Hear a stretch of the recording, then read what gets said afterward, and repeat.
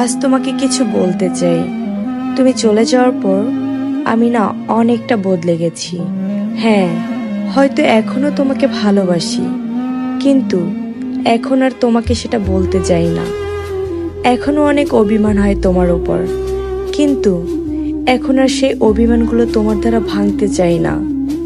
সত্যি বলতে এখনো তোমার সাথে কথা বলতে ইচ্ছা করে, কিন্তু ইচ্ছেগুলো নিজের মধ্যেই মেরে ফেলতে শিখে গেছি। জানো, এখনো তোমার কেয়ার করতে ইচ্ছা করে, হয়তো আমার সেই কেয়ার করার মতো প্রয়োজন নেই। জানো, এখনো মনের মধ্যে এক অজানা কষ্ট উকি দেয়। সেই কষ্টটা কাউকে না বলে নিজের মধ্যে রেখে হাসতে শিখে গেছি।